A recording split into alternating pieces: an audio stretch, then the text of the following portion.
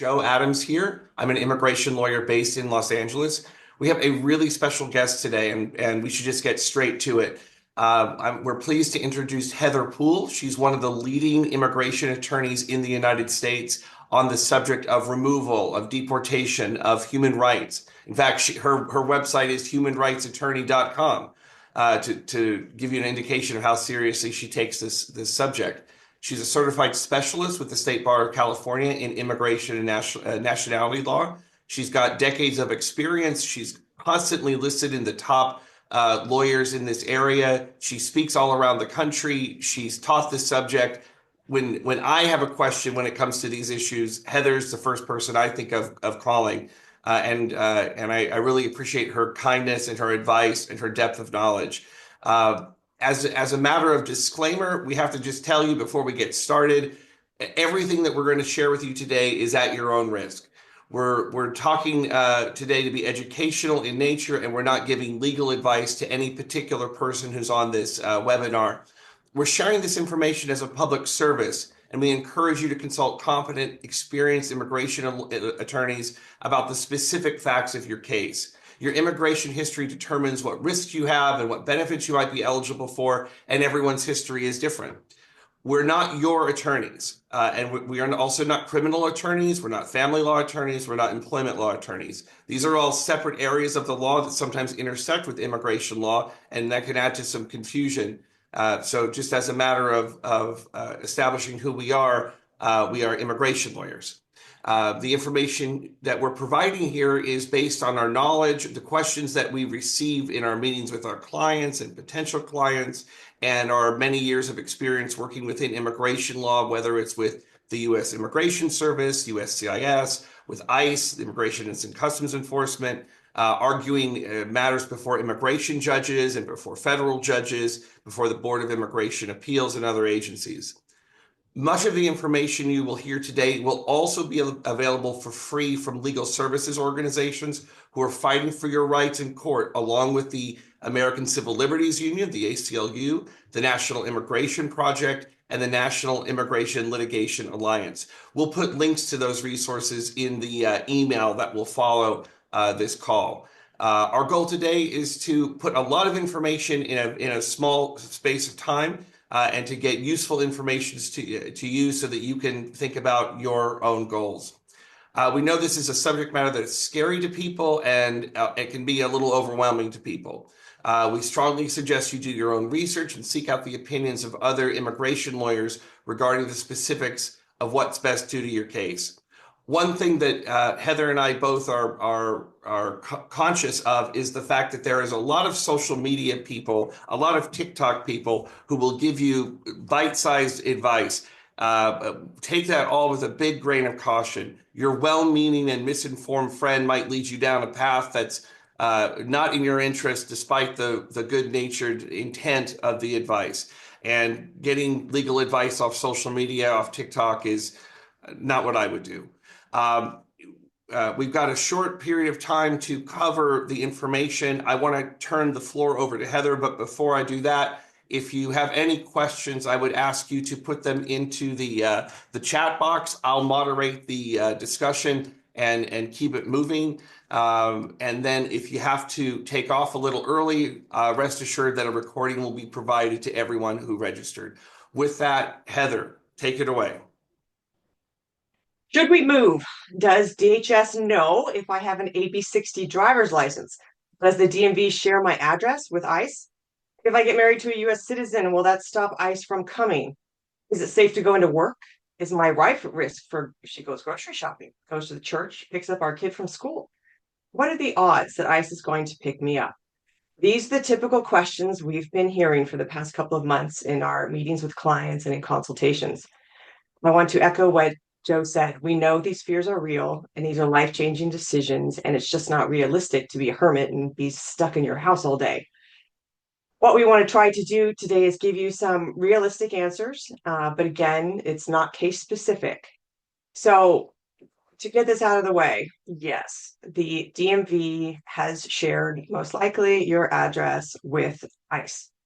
DHS can apply for information from 4 different databases with the DMV, and the DMV is not known to audit what purpose ICE is using that information for.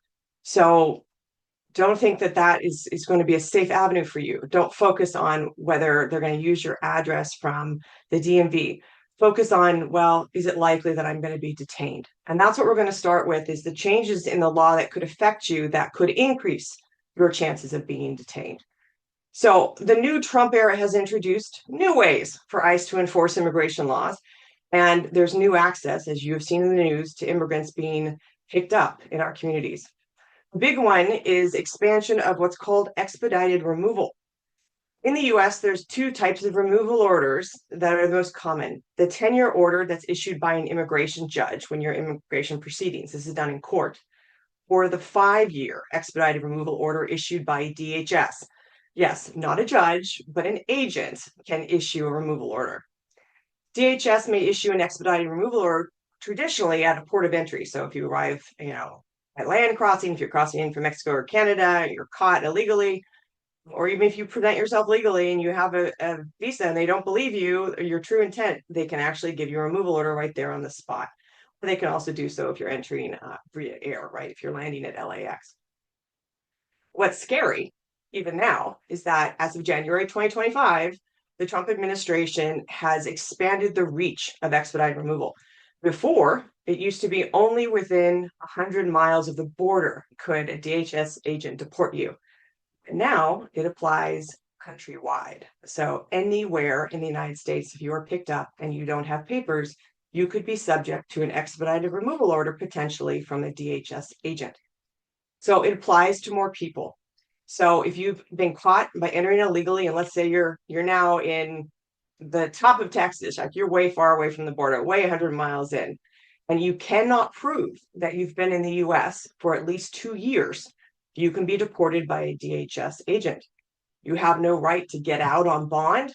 That means DHS doesn't have to let you out of detention at all, and you have no right to see a judge. The second way ICE can go after more of us is the new expansion of mandatory detention under the Laken-Riley Act, or the LRA, which was recently signed into law by Trump. Who should be worried about this? Any person who entered illegally, even if they've been here for many years, way over the 2-year threshold, they get arrested or charged with, convicted or admitted to any kind of burglary, theft, larceny, it's a big one, shoplifting, or assault on a law enforcement officer, or any crime resulting in death or serious bodily injury, they can be mandatorily detained by ICE with no right to get out, no bond hearing, no right to get out of custody. Your only hope is to get a judge to look at this and say, was I rightfully detained under this act? The scary part about this is it creates a new part of mandatory detention. This happens really fast, you can get arrested for something as minor as misdemeanor shoplifting, and ICE can move quickly to get you deported, even before your criminal case even goes through the system. So you could have an actual criminal warrant out for your arrest for failure to appear, because it's well known that ICE won't take you to your state criminal trial. So you got to be very careful. And the first lesson is, right, don't get arrested. Don't get in their radar if you can. You can also be mandatorily detained with no right to a bond, no right to see a judge if you came into the US illegally and have a drug offense. This can be as simple as possession of prescription pills or meth, or a drug-related DUI. I had this happen to a client who was picked up many years after her drug-related misdemeanor DUI. She had just given birth to a kid. ICE didn't care. She was subject to mandatory detention. So even if you came into the US legally and overstayed, and you're in removal proceedings, you committed a crime of moral turpitude, which is usually like a theft crime, has more than a year of a sentence, then you can also get picked up. You can also get subject to mandatory detention if you're a permanent resident, if you have a drug offense, firearms offense, or other kinds of crimes. So it can spread to a lot of people. Lastly, the main way you can get detained, and if you're not subject to expedited removal, like that 2-year thing, or mandatory detention, you can still be detained by ICE just for having immigration violations. So this is probably going to apply to a lot of people you know. You can be placed into removal proceedings just for being here illegally, right? Again, even if you've been here for a long time, even if you've committed no crime, you have technically violated the immigration law by being here. The difference in that kind of detention, which a good lawyer would argue that if anything, if you're going to be detained, that's what kind of detention it should be, you get to see a judge. So that's why it's really important. I'm going to emphasize that over and over again. Don't sign anything, because if you sign something, you could sign away your rights to see a judge. So let's get worst case scenario. If you are detained, how long can ICE hold you? Well, first, ICE can keep you moving around. So you've heard probably in the news that there are very few beds and ICE may release you, but they may have all their beds in Los Angeles, for instance, all stocked up. There's no room for you. Doesn't mean they can't move you to another state in the middle of nowhere, far away from your family, far away from a court that would be easy for your family to help you and go see you. They can keep moving you around until you can get a bond hearing set. So that's why you definitely want to have a good attorney on speed dial, because ICE will not want to explain to an immigration judge at a bond hearing why they haven't issued any kind of charging documents to actually put you in removal proceedings, which will stop them from moving you around. Second, if a bond hearing is set, ICE can contest the bond. You can say that you are a flight risk, right? That you are a danger to the community. So you might want to consider having proof that you've been here a long time with your family member, so they can show the judge if you are detained and you do get a bond hearing that you're going to show up for your hearing, or you have a case, so why would you not show? You can also technically ask ICE to let you out on parole while they detain you, but honestly, in this climate, I don't think that has a chance, and you know what. So, and it's also a possibility that even if you get a bond hearing, the immigration judge doesn't want to give you bond. So there are ways you can go about appealing that. Some of my colleague Joe, who goes into federal court a lot, may be able to file what's called a habeas petition to argue with a federal judge that the immigration judge got it wrong. But now, ICE has been given even more authority, right, by Trump to go into public schools, churches, hospitals, places it wouldn't go into before to find immigrants to detain. ICE has no official priority list anymore. Throughout Biden's priority list, which was based on just the realistic amount of ICE officers they have in court and on the streets. Now everyone is fair game. And you're constantly hearing announcements in the news that, oh, now we're going after unaccompanied minors, now we're going after DACA, now we're going after criminals, right? It's really hard to know, are you safe because they haven't mentioned you yet, right? But you do need to face the possibility that detention could be more likely now, even if you've been super clean and none of those categories apply to you. There is such a thing called a collateral sweep, when they're looking for somebody else and you just happen to be in the room, right? So I'm not telling you this to scare you or depress you, but hopefully to emphasize how important it is that you know your rights. It's good that you're here, a big first step to getting knowledge that can help you. But it's also important that you exercise your rights and share what to do if ICE comes knocking with your family and those you trust who could be with you, so they know what to do. That's what we're going to talk about now. So what do you do if you run into an ICE agent? Let's start with at your home. Can ICE enter your home if they claim to have a warrant? Well, it depends. They can only enter your home with a judicial warrant, one signed by a judge, not an administrative warrant. Well, what's the difference? They both look very official, right? A judicial warrant is signed by a judge. It allows ICE to conduct any search authorized in the warrant itself, listing your address. But an administrative warrant, which is one that's signed by a DHS or ICE officer, does not give ICE the authority to enter your home, right? Because you have a reasonable expectation of privacy under the US Constitution. But what if ICE has a warrant of removal or a warrant of deportation? This type of warrant is, again, typically signed by ICE and is considered administrative. So they cannot legally enter your home, even with a warrant of removal or warrant of deportation. So when can ICE enter the home, even without a warrant? Well, if you have served time or have a criminal act and part of your probation, and the fine details, so you should check the conditions of your probation, might allow suspicionless searches and seizures by any law enforcement officer at any time, right, while you're on probation. During that period of time, ICE may have legal right to get into your home, even if you don't want them there.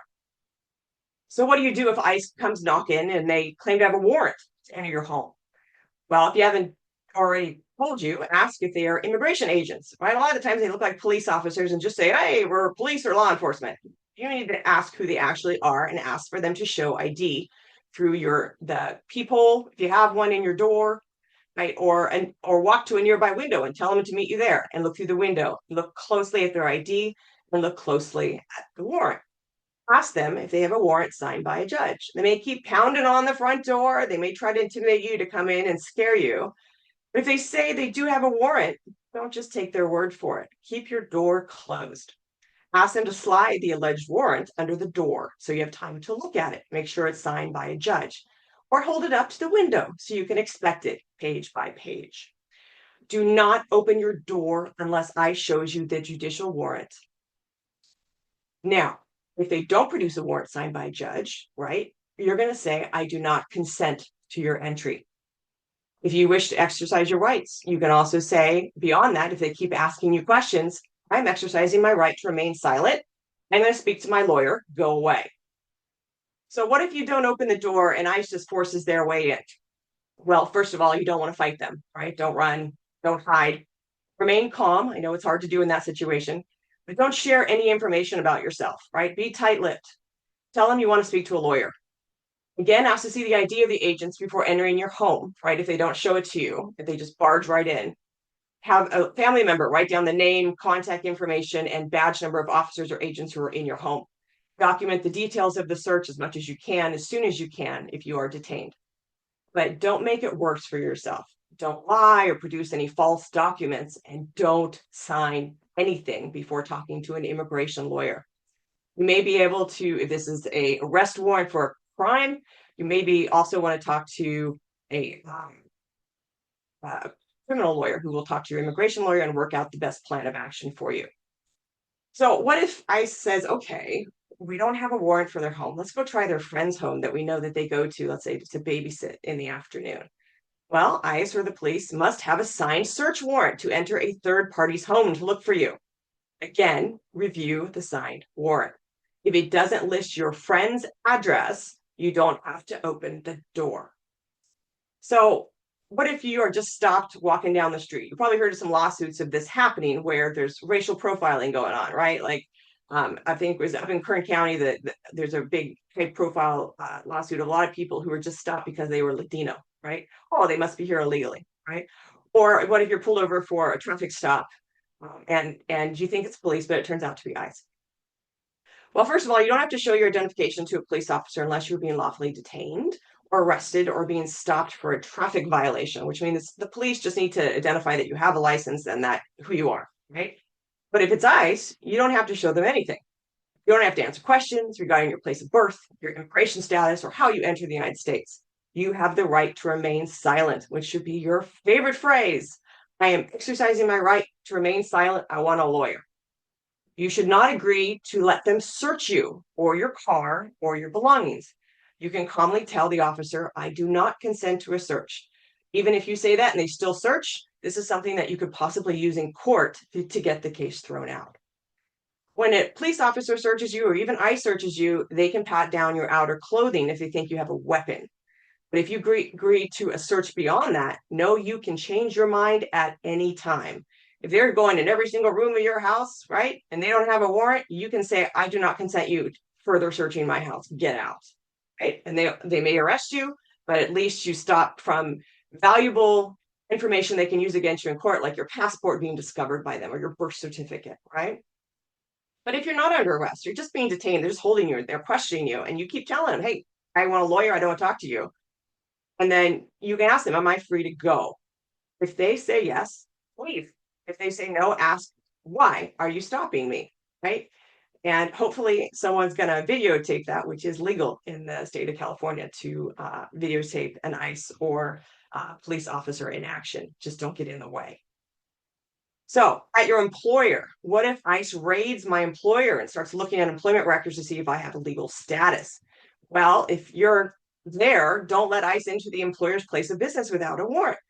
Most employment are private businesses, right? Under California law, you're looking at a lobby or a parking lot is basically where they can go unless they have a warrant signed by a judge or the owner or manager of the business lets them in.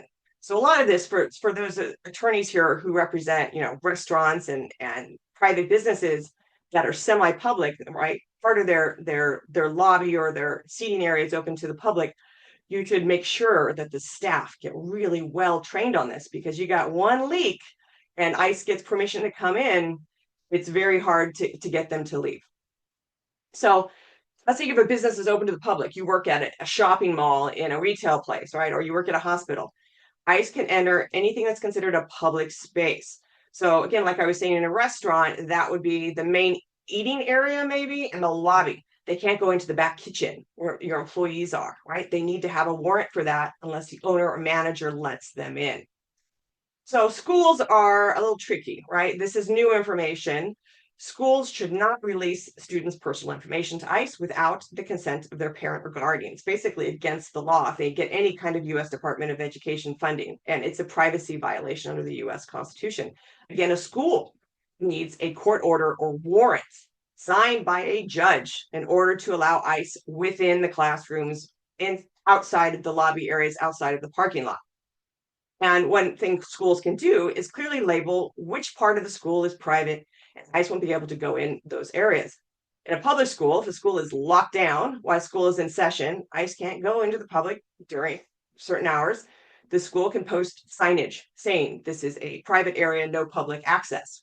Right? If you're unsure, if you're a parent or at your school, your child should go, if ICE just shows up and goes into the school, even if it's locked down, you can do some preparation ahead of time. You can walk the campus with your child or talk to school administrators about clearly labeled safe areas that are private. Schools generally don't support this intrusion from ICE and are probably going to be pretty receptive to telling you where your child should go. They try to protect their students, especially in California. School officials should obviously refuse entry into the premises without a warrant. I know you're hearing this theme all over again: warrant, warrant, warrant, sign, sign, time. So if you're being detained by ICE, though, you've done everything right? And you've told the officer you want to remain silent, you want your lawyer, stop talking. They may continue to question you in the car, continue to question you when you get in holding. And then they'll probably slide something in front of you.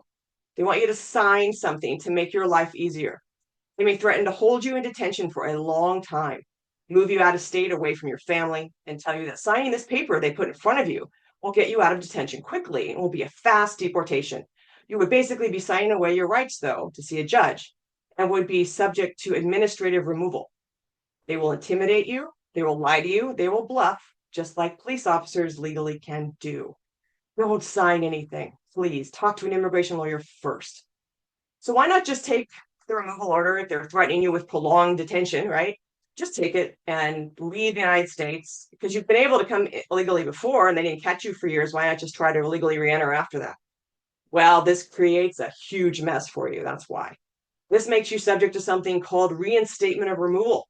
It could screw up your chances in any case later. It applies to anyone who enters the U.S. illegally after they get a removal order. Basically, the prior removal order starts over. It gets reinstated from its original date, and you are subject to mandatory detention with no bond. You can't apply for anything, even if you're married to a U.S. citizen who wants to apply for a green card for you. You can't reopen an old removal order. If your old order has been reinstated because you illegally entered, you are screwed. And ICE can hold you for a very long time before they can take you outside of the United States when it's convenient, when ICE wants to do so, when they have enough people from your country to put on a plane. The other problem with re-entering illegally after removal order is you trigger something called the permanent bar. By illegally re-entering after the removal order, you are now blocked from any kind of green card. Let's say they took you out again, and you're stuck in Mexico. Your wife, your U.S. citizen wife, can't file anything for you because the permanent bar, after your order's been reinstated, says you can't come back to the U.S. for 10 years. There's no waiver. We don't care that you have a U.S. citizen kid. We don't care that you have a U.S. citizen wife. There's no waiver for the permanent bar. You are stuck abroad for 10 years. So what's the lesson from all of this? What can you do now before you run into ICE? Well, be proactive. Get your paperwork together. I would say have a pile of documents showing that you've been living in the U.S. for at least 2 years, right, to avoid expedited removal. Don't put your passport or foreign birth certificate with those documents. Anything ICE gets from you in your house or at any time can be used later against you in court. And in court, the burden's on ICE to prove where you're from. So don't make it easy for them to deport you. Seek out the help of a competent immigration attorney. Another theme we're going to keep emphasizing. Heck, talk to more than one. Get your immigration records now. So you may need those records for an attorney to really properly advise you. You can get them through what's called a Freedom of Information Act request with USCIS to get your entire immigration file or a file. You can get your entry records, including any time you were caught from CBP and the US fingerprint program called USCIS, and your deportation records from the immigration court. Otherwise, a lot of the times we're just sort of guessing about your history and what your options are. The reason I say get your records now, stop with the hesitancy, is that records can take many months to get to you, some over a year. So it's best to file this as soon as possible if you don't have complete records of your immigration history. And plan with your family for the worst case. In California, you can file a caregiver's authorization affidavit, which is cheaper than a power of attorney.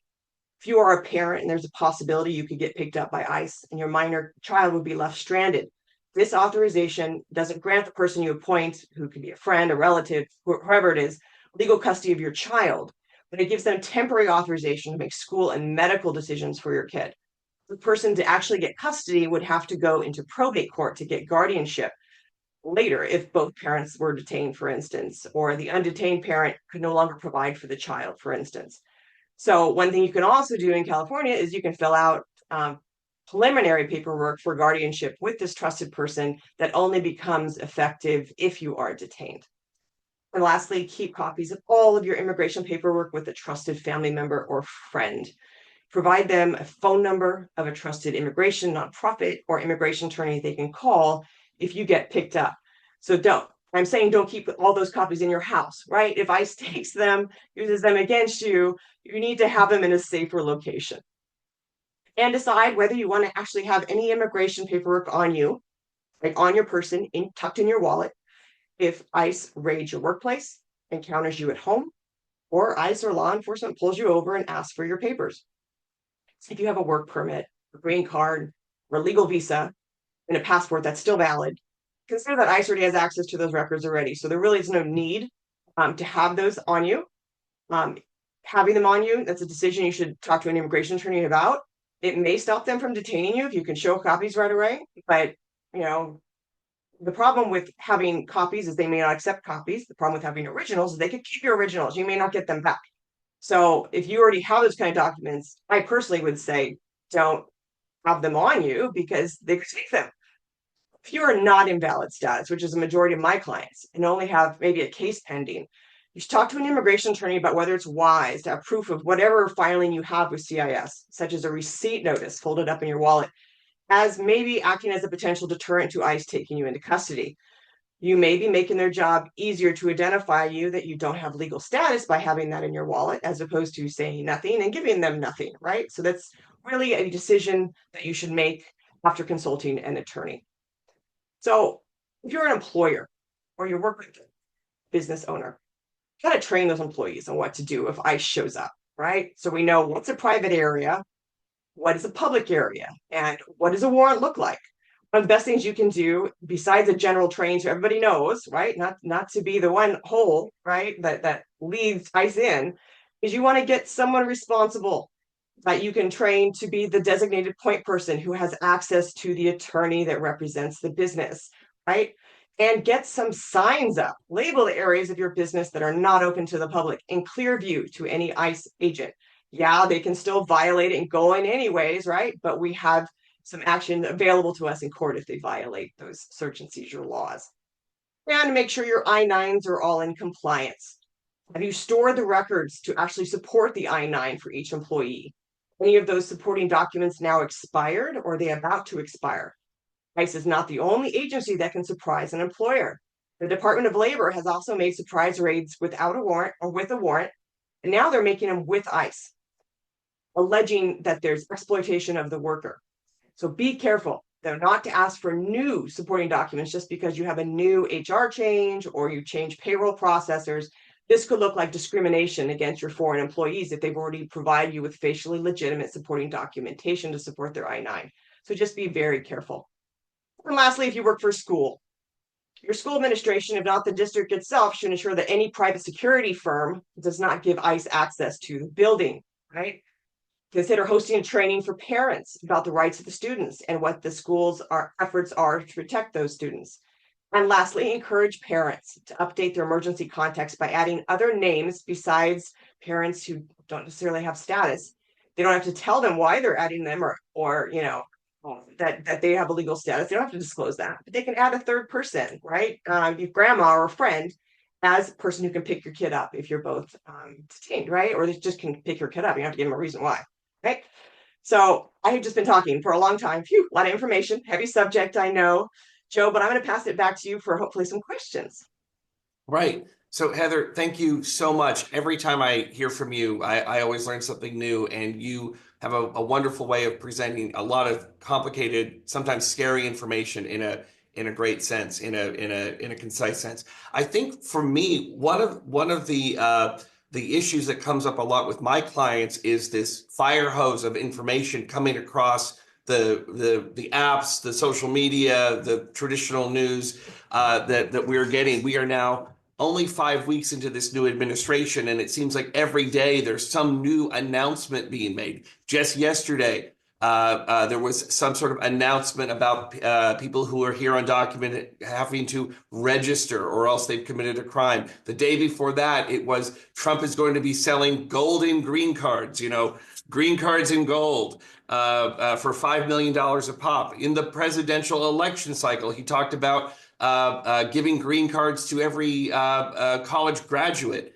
And still to this day, nothing material has happened. I'll get a phone call once or twice a week saying, "Hey, how do I sign up for that college graduate green card? Where do I pay? Where do I get on the list?" And so how do you kind of process that flood of information? Because I certainly am very skeptical about all of this, and I think a lot of it is distraction. But how do you process that? Well, the frustrating thing about our practice now is, in the prior administration, we had more access to what was coming down the pipeline, right? So we're learning this information the same time you are. I would say, take what he says with a grain of salt. We will let you know if we are your lawyer at any time. So I would say, just remember that this guy talks a lot, that a lot of what he says doesn't come to fruition. And from a realistic standpoint, even these laws that have been signed, there are only so many ICE officers. Even as of last year, during Biden's administration, we would go to court, right? Immigration judges would have to either dismiss case, or they would have to postpone it yet again because ICE didn't have enough attorneys to show up in court, right? They're so understaffed that it is, and they just fired a bunch of immigration judges, which is hilarious. I'm like, okay, how are you going to get this done on 4.5 million cases that are backlogged right now?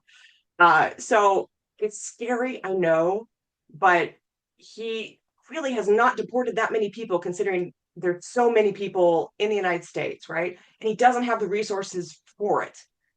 So try to remember, yes, do what you can to prevent ICE coming after you, and take some proactive measures, but don't freak out if you hear something in the news, right? If you're represented by counsel, if we think it applies to you, talk to your lawyer, right? But don't, remember, if it's important, we'll come to you and tell you that. When you say deportation, I think a lot of people in the community have this idea of officers showing up at your home, at your workplace, taking you into custody, and you're on the next flight out of the country to God knows where. Does it Yeah. really work like that, or is that a myth?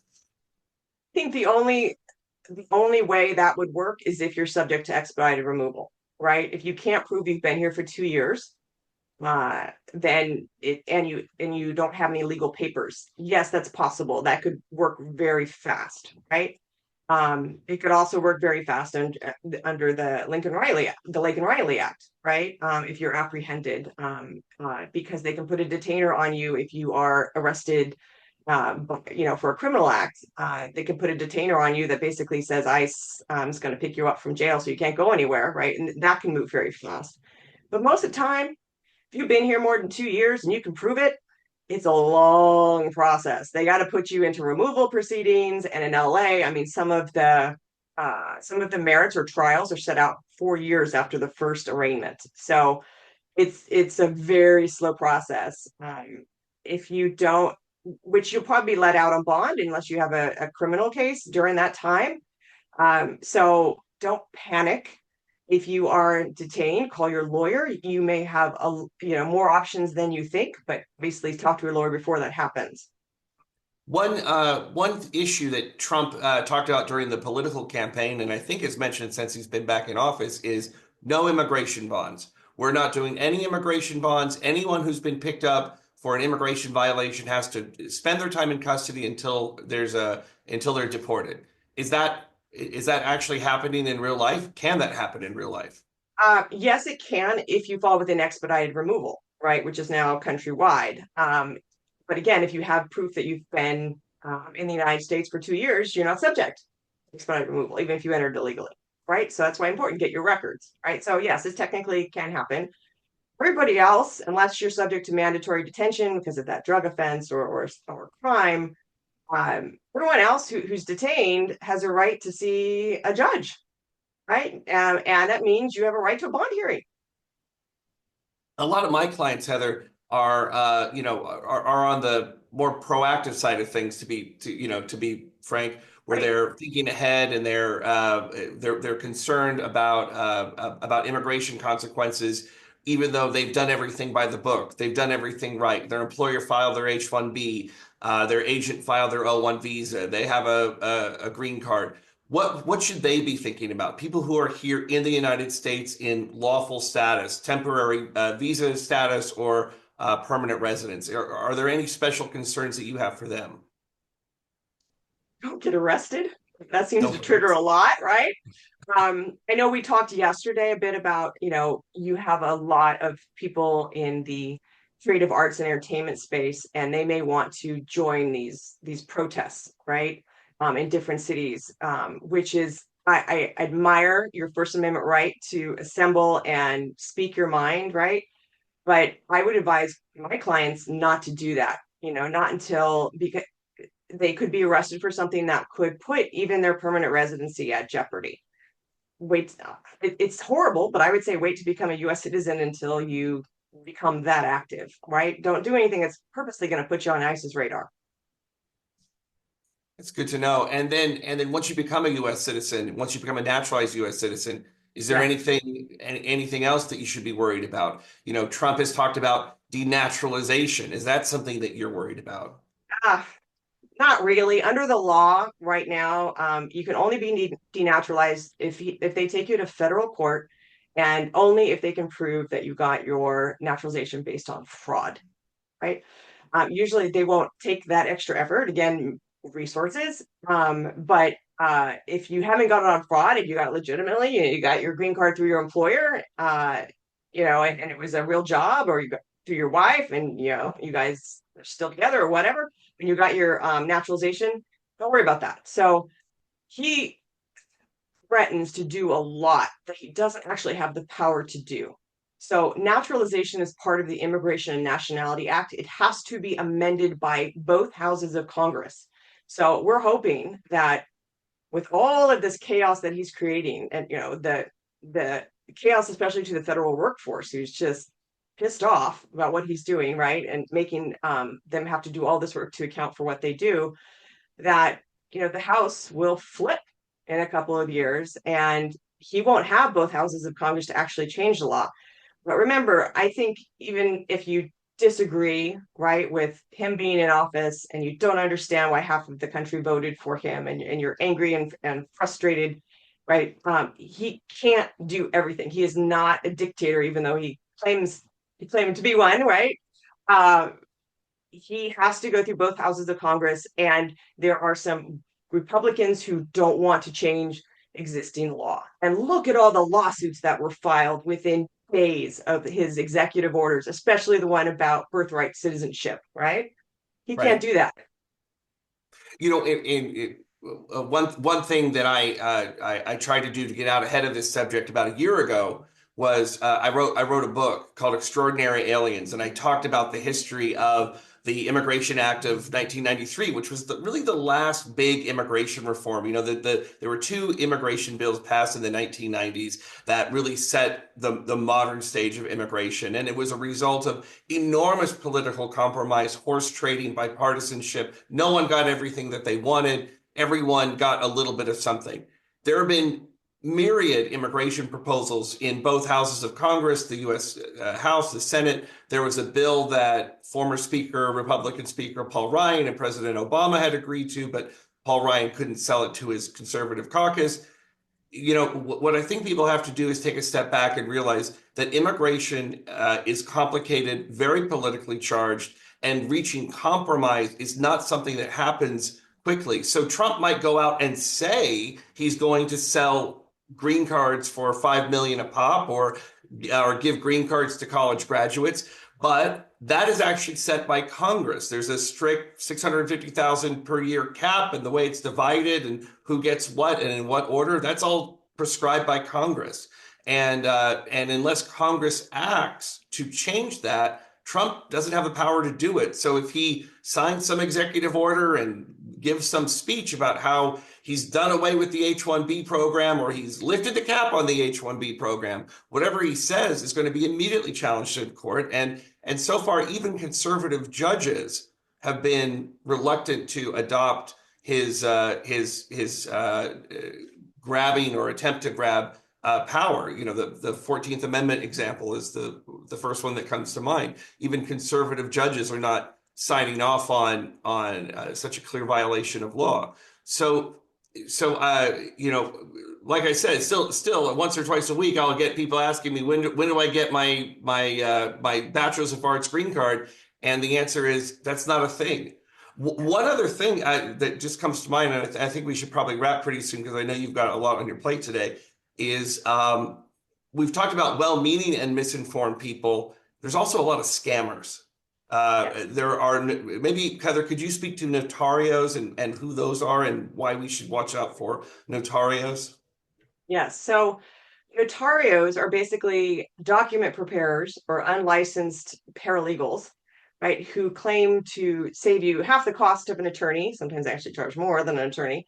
And they can get you a work permit fast. They can get you a green card, whatever. They and they're trusted. They usually set up shop in ethnic communities, right? They speak the language, and they take advantage of these individuals because in a lot of Latin America, Mexico, the word notario means attorney. So they don't necessarily clarify that in the United States, notario means notary public, which, you can take an exam for like 2 hours and get, has nothing to do with immigration law.